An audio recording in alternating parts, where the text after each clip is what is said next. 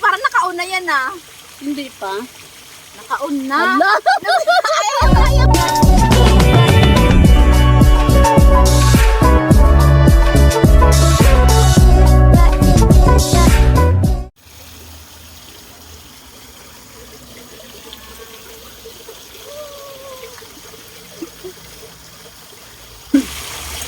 So, hello everyone! Ahoy, ahoy! Welcome back dito sa ating vlog again. Napapansin nyo, ang tagal ko na hindi nakapag-vlog ulit. Pero today, dahil August ngayon and 1 year na ng aking mga kasamahan at ako mag-1 year na rin sa by September. So, kaya ginawa kong yung vlog na ito para na rin sa aking mga kasamahan. Para na rin sa family ng aking mga kasamahan dito sa aking workplace abroad. So ngayon, meron tayong guest for today's video and I want you to welcome and introduce. Pero bago yan, I want to introduce you formally si ate na isa sa mga kasamahan ko dito. Isa po siya sa 5 na pumunta rito na magkakasama sila, pero ako kasi mag-isa lang akong bumiyahe, so buti na lang sila magkakasama. So yun na nga, isa siya doon sa mga bumiyahe na 5 noong August. So ngayon, sobrang thankful ako kasi pinaunlakan niya ako ngayon.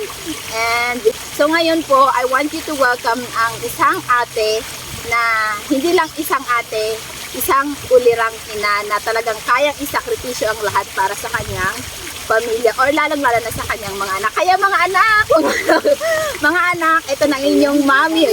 Ano na yung ang inyong mami, si Ate Marilu. Yeah, Ate, welcome here. Hi, dobre din. Dobre Ahoy, din. ahoy, ahoy. So, ayan. Hello, Philippines. Ayan. So, bati ka muna sa ating mga viewers. Hello, everyone. I'm Malu. Yeah, call her Malu. And mga anak ko dyan, family, hello, how are you? Ayan. So ngayon, meron tayong may inom-inom din at mama. Dito lang yung nakuha namin kasi nagmamadali na kami kasi mamaya may work pa. So ayun ate, patingin ng ating ano dyan. So ngayon, ate, kumusta ang araw mo today? I'm good, I'm fine. Alam niyo, sobrang excited na ako para kay ate kasi ngayong buwan na to, ngayong August, ito yung vacation holiday niya.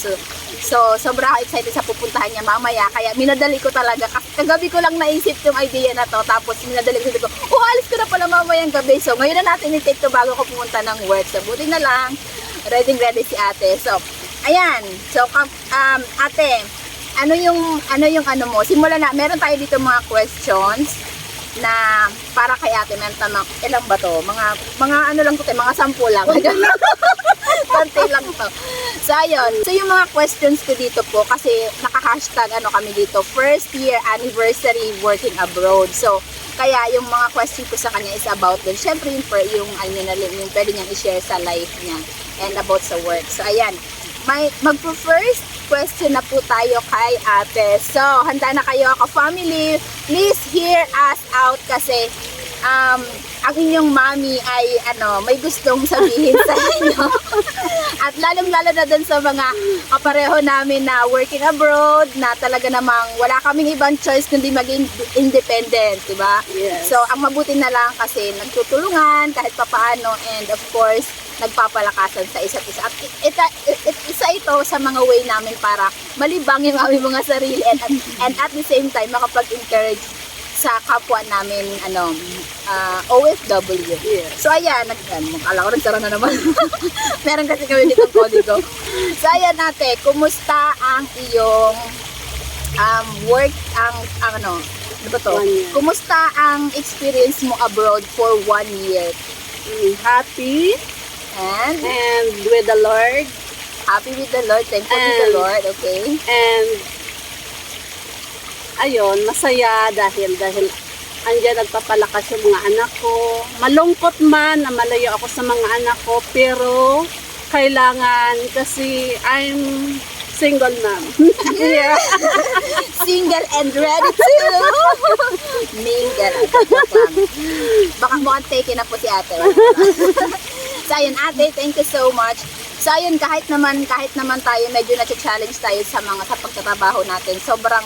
sobrang ang saya lang kasi higit sa lahat nakakapag-provide tayo ng kailangan natin Yes. sa pamilya natin, di ba? So talagang sacrifice talaga yung every time na every day na lumilipas, talagang isipin natin kung sino yung kung or ano yung nagmo-motivate sa'yo para gumising ka, para magtrabaho ka. So walang Tama. iba yun kundi yung family. So yun yung relate mo doon ang ating second question kasi yung pinipay kong question, sabi dito, sino yung mga nagmo-motivate sa'yo to keep going, working here abroad?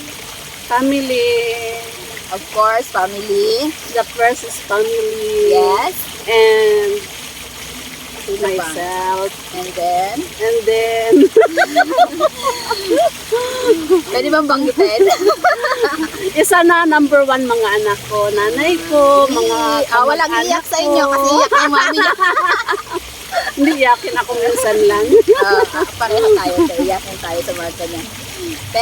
So yun, family. So kaya kayo mga anak, mag-behave kayo dyan. Maglaba, mag-ayos ng bahay. Basta mag-aral mabuti, lalo na yung bunso ko, yung Oo. mga anak kong panganay, pangalawa. Andito lang ako sa nakakaalalay sa inyo. Yes. Yay! Clap para sa mga ulirang nanay, katulad ni Ate Marley. Grabe. So ayan, ate, bago natin i-next question, meron akong surprise question para sa iyo. Ala, ano yun? Surprise question to kasi sabi ko, kasi alam ko sila, masyado silang mahihayin. Ako, konti na lang yung hiya ko. Tsaka yung isa yung magiging next na interview ko. Shoutout para kay Liza. Hindi namin sinama yun kasi hindi kami makabuo. Hindi kami makakabuo ng video pagkasama namin yung kaya kaming dalawa lang with beautiful background here, o diba? So yun na nga, going back, my surprise question is, wala dito, hindi sa cellphone ko, pero ano yung, sa isang taon na nagtrabaho ka dito, ano yung pinaka naging challenge sa'yo o nag-struggle ka? For example, yung pakikipag-usap, yun. Ano yung nahirapan ka sa 1 year mo? Siyempre, malayo sa anak ko. Diba? Number 1 yun, pero So, shout out kailangan. na naman sa mga anak. Ano ba yung Oo, alam mo naman, yun ang buhay ko. Ayan. So, Yun mga ang anak. number 1 ko, mga So, anak. masyado kang na-homesick. Oo. Mga pero ilang balde na yung nailuha mo sa isang taon. hindi lang naman, konti lang naman. Kasi sinasahod ko, binabalik ko, iniinom ko. Parang ganito siguro yung buhos ng luha ni ate every night. Hindi. Sinasahod ko, sabay iniinom ko, kaya konti lang yung natatapon. O, diba? Walang sayang, guys. O kaya mga anak, grabe yung pagmamahal sa inyo ng inyong mother. Kaya, behave kayo dyan talaga. Mag-aral ng mabuti. Para ako yung magulang. Basta mga anak, behave. Behave, okay? Ayan. So, dahil nasagot na ni ate yung ating surprise question, gusto ko sana tong paiyakin eh. Hindi. Ayun, umiiyak sa likod daw. Pero dahil good vibes lang tayo ngayon, kaya, ayan. So, proceed tayo sa another question. So, ano yung, kahit isa lang na lesson learned mo, na pwede mong maibigay as encouragement sa sarili mo, tsaka doon sa mga balak, sa mga balak may mag-abroad. Yun, kailangan mo talagang, pag pumunta ka ng ibang bansa, kailangan mo talaga matibay, buo ang loob, dahil hindi lalim na malayo sa pamilya, sa mga kamag-anak, tapos kailangan mong kumayo dito. Pagod ka, kailangan mo magluto, maglaba. Hindi katulad sa Pinas na pwede kang mag-utos sa mga anak kong magluto ka, ganyan. Kaya hindi lalim.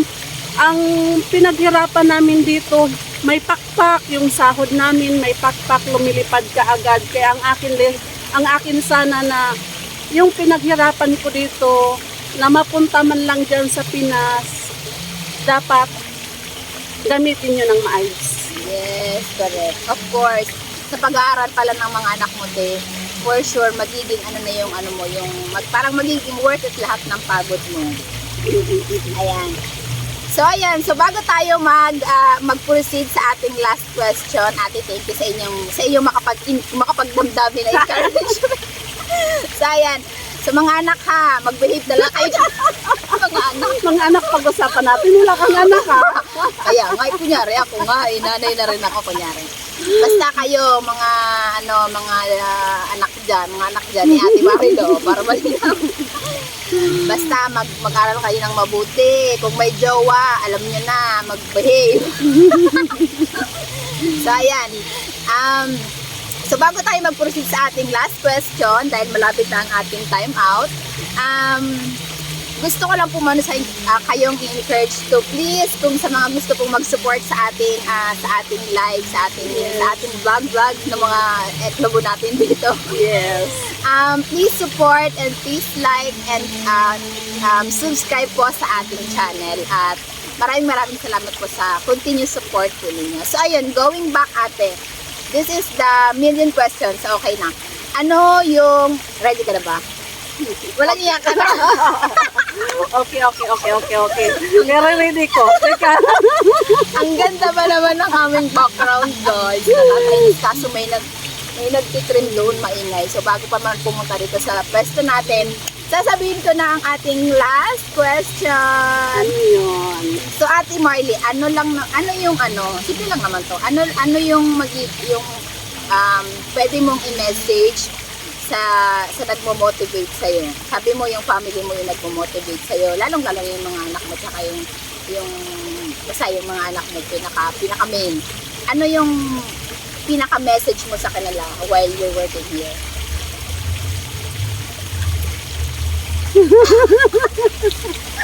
Tulungan lang. Andito ako, nakaalalay sa inyo. Kung ano yung problema, share lang tayo. Walang sikreto. At hindi din ako nagsisikreto sa inyo. Alam niyo yun. Alam niyo lahat. So ilan ate yung anak mo again? 3. Oh, may 3 anak si ate. Tapos yung mga ilang year?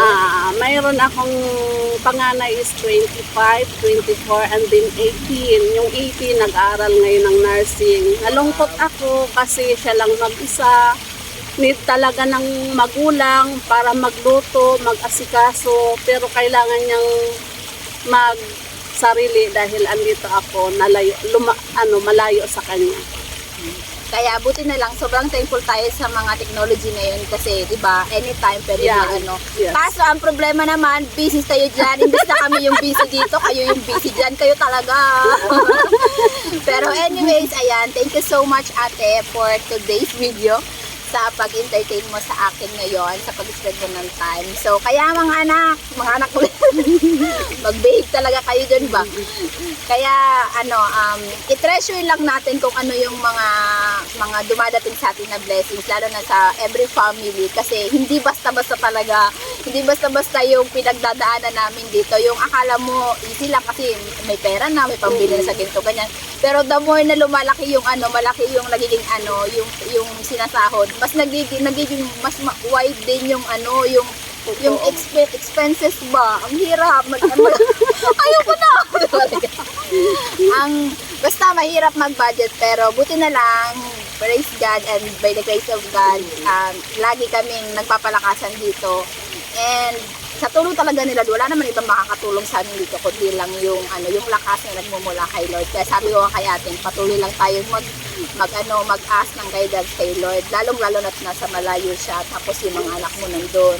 Kaya thank you so much. Sana po meron kayong napulutang aral sa aming chikahan for today's video. At kung mapupunan niyo, sabi namin, magbihis ka, mag-dress tayo.